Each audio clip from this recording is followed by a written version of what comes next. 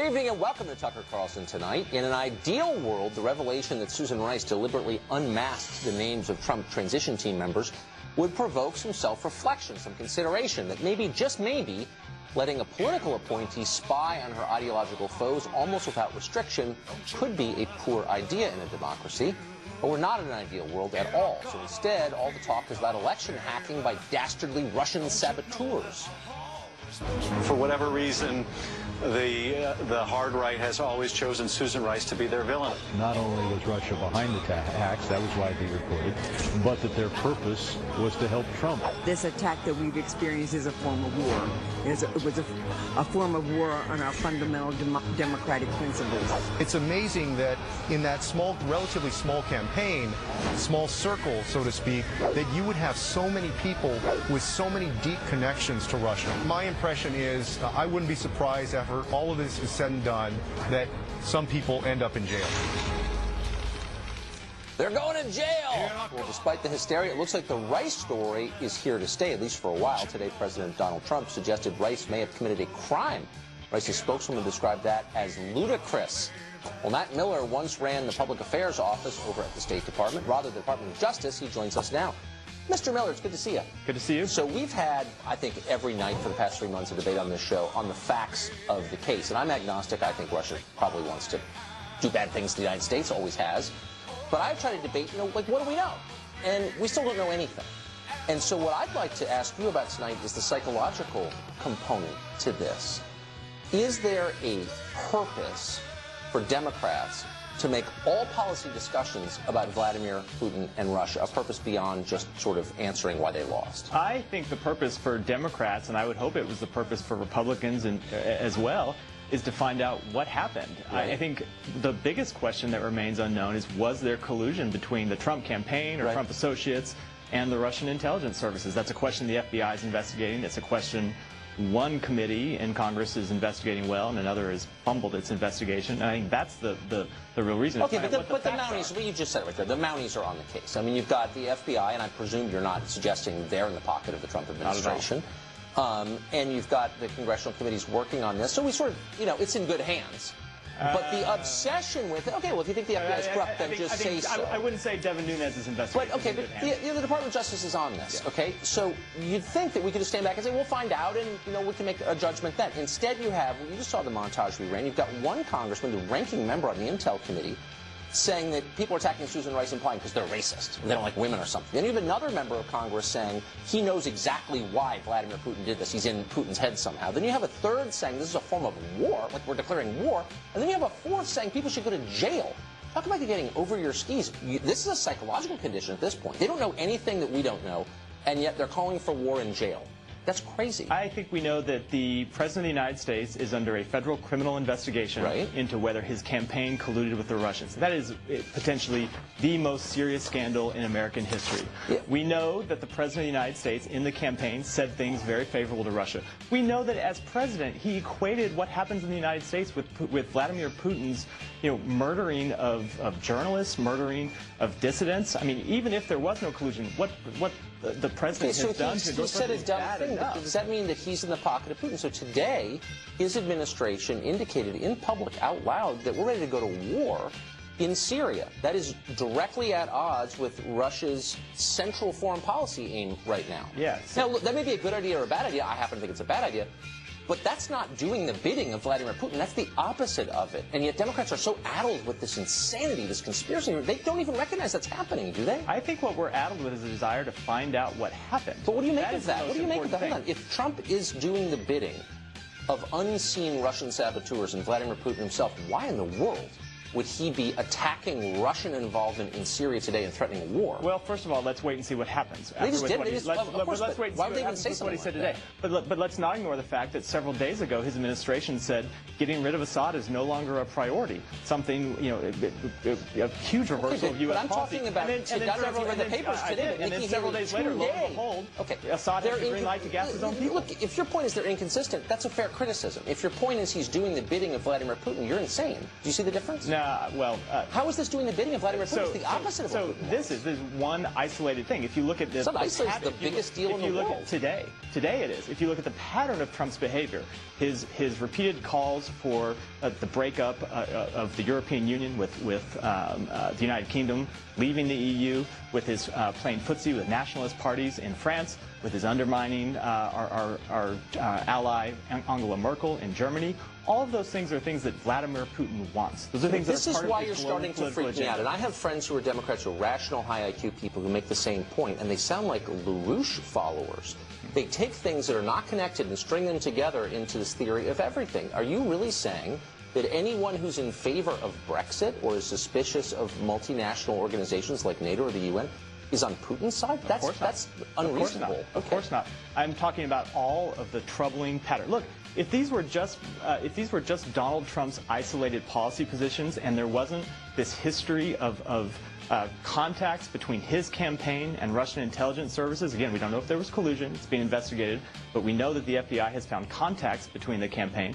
If we didn't have Donald Trump in public in the middle of the campaign calling on the Russian intelligence services to find Hillary Clinton's emails, if we didn't have his campaign benefiting from a Russian intelligence operation, then we might sit back and go, this sounds like a vast conspiracy, and I'm trying to take you seriously. I really do try to take this seriously because, again, I'm not a supporter of Vladimir Putin's, but you're alleging a conspiracy so vast that it undermines, as you suggested, the foundations of our democracy. Now, there are thousands of Russian citizens living in the United States, heavily concentrated in and around New York City.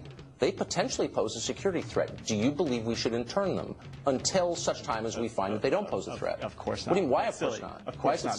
That's silly. That's absolutely silly. Why? If there are unseen Russian actors seeking to undermine the United States of America... Because we don't put people in prison that we cannot prove No, intern them, and we have done it before, and the Supreme Court has said it was fine. And it was one of the biggest embarrassments and the worst... I know Democrats supported it then, so my question is, if you really... Then should we take action militarily against Russia? If they're trying to undermine our democracy, why wouldn't we attack them militarily? No, we shouldn't take military action because we don't want to start World War III. Well, but they've already started. Wait, but hold on. I just played video. Ben Cardin, who's your senator from Maryland, said this is an act of war. We're already at war, according to the Democrats, so why wouldn't we make it formal? So I don't think it was an act of war. I think it was an act to subvert, to undermine our democracy. I don't think I don't think the next thing to suggest is that we go into nuclear war. Look, I don't either, but I'm not a Democrat. I think we need to get to the bottom of what happened, and that's and stop sideshows as Devin Nunes has tried to do, Donald Trump has tried to do. Get back into. So there's only room for one line of inquiry in America. So anyone who says, "Wait a second, why did Susan Rice, a political appointee, spy on members of the Trump's transition?" It's a legitimate question. Oh, you're doing the bidding of Putin. My question, though, is what does this have to do with the last election? So Hillary lost for a lot of reasons. Maybe Russia was one of them. I don't know.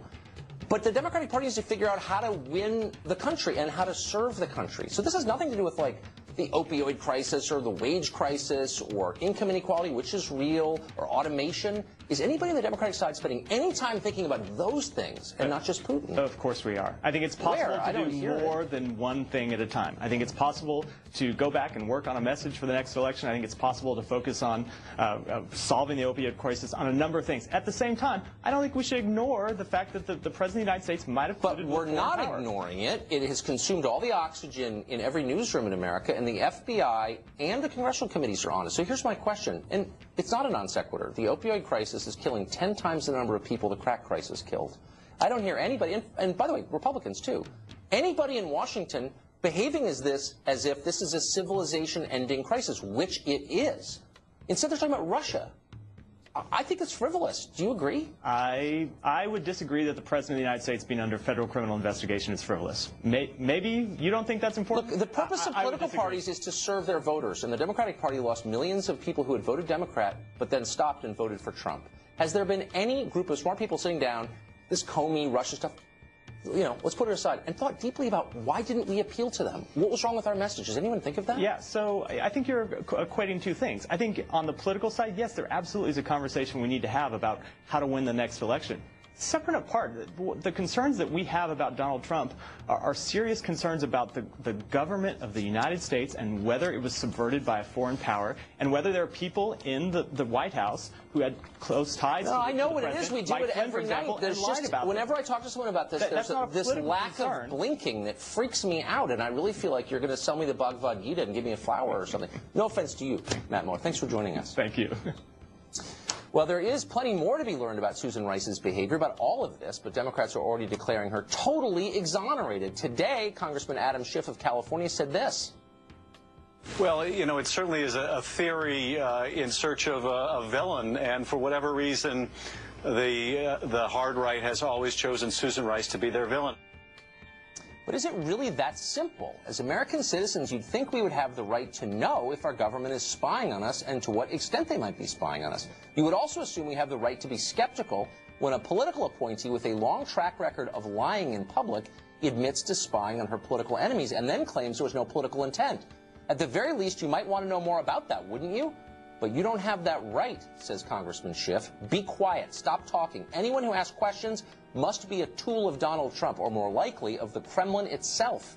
A disloyal American, in other words, working for the benefit of a hostile foreign power. A traitor. When did this happen? The left used to care about civil liberties, a lot more than Republicans did in a lot of cases, but that was 50 years ago. Now that progressives control America's most powerful institutions, questioning the establishment is a threat to their authority. The civil liberties of individual Americans have become an unwelcome limitation on their power, so they ignore them. Liberals have become the man, and the rest of us can just shut up and obey.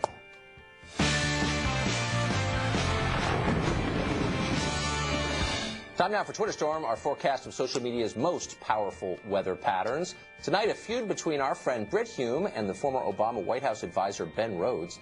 It all started when Brit retweeted a Fox News story about CNN's Don Lemon refusing to cover the Susan Rice story.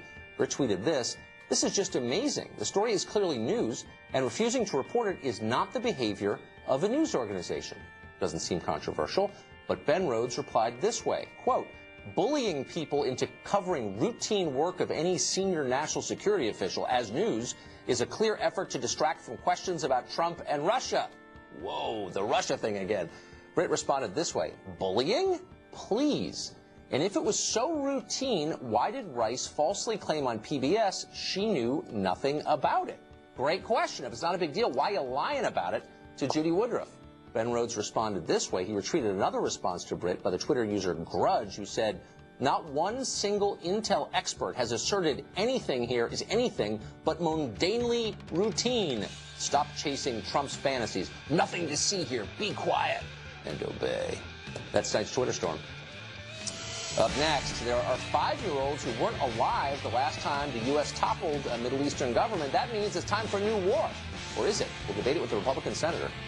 Also, despite warnings from the Trump administration, some cities are still deciding to become sanctuaries for illegal aliens. We'll talk to the